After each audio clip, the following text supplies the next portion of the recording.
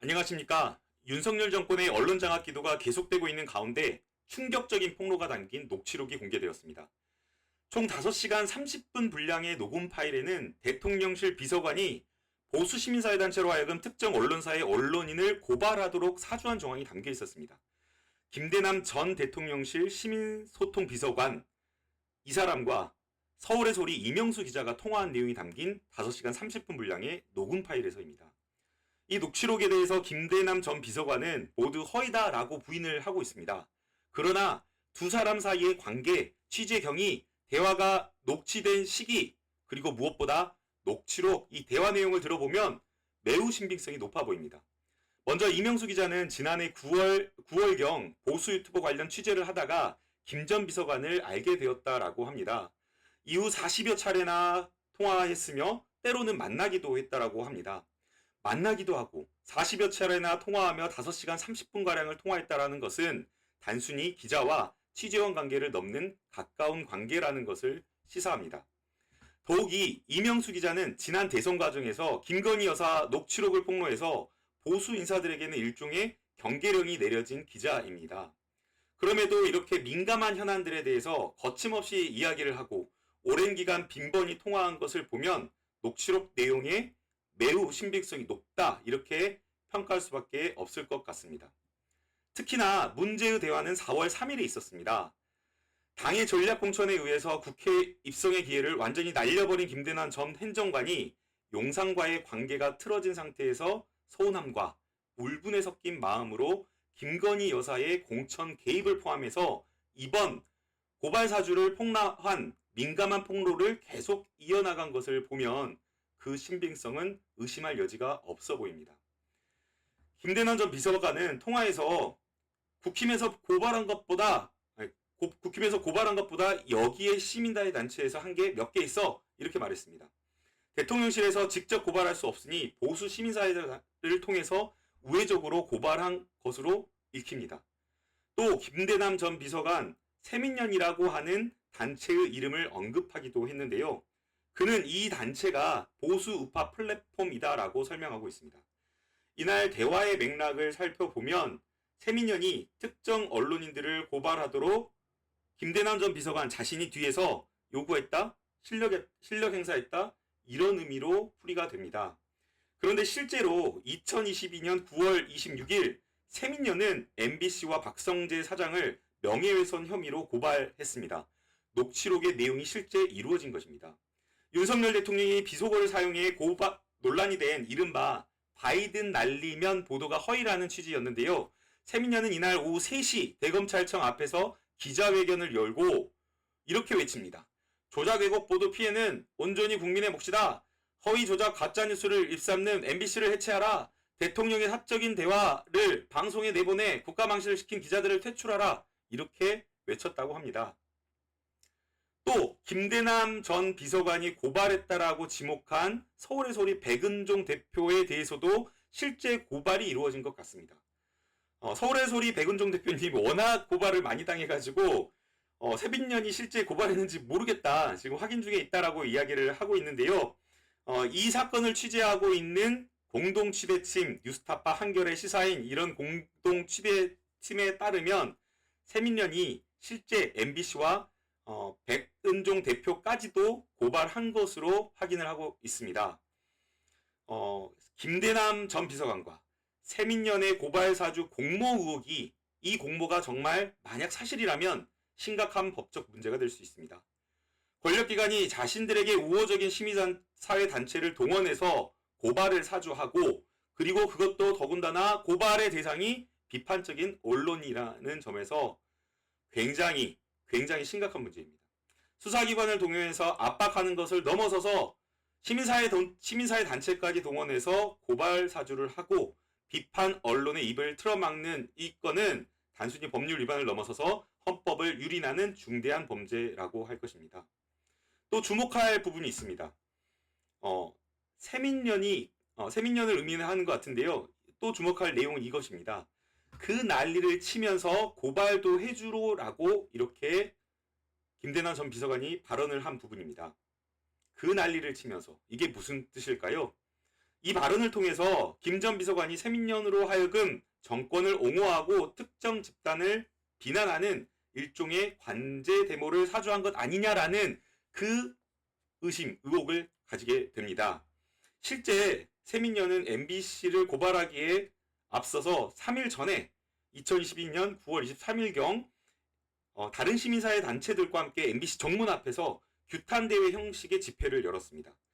고발 당일부터 약 한 달 동안에는 또 용산 대통령실 앞에서 대통령실 매국 MBC 기자를 즉각 퇴출하라는 내용의 피켓을 들고 1인 릴레이 퇴출 운동 시위를 벌이기도 했습니다.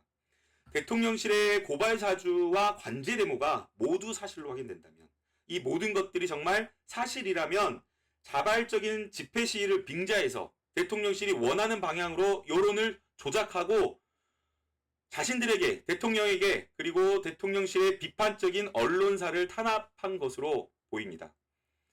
단순히 이것은 정말 형사처벌될 사건이 아니라 헌법을 위반한 중대한 탄핵 사유에 해당된다 할 것입니다. 실제 박근혜 정부 시절에 청와대 행정관이 대기업이 친정부 성향 보수단체들을 지원하도록 하고 관제데모 방식으로 야당 정치인 낙선운동을 하도록 이렇게 배후에서 조종한 사건이 있었습니다. 실제 이 사건에 관여한 행정관, 직권남용과 권리행사 방해죄, 국가공무원법 위반, 공직선거법 위반 등의 혐의로 구속 기소되어서 결국 징역형을 선고받았습니다. 그래서 저는 이 문제를 굉장히 심각하게 봐야 된다라고 생각이 됩니다. 또 녹취록에 언급된 세민연 이 단체가 어떤 단체인지 주목할 필요가 있는데요.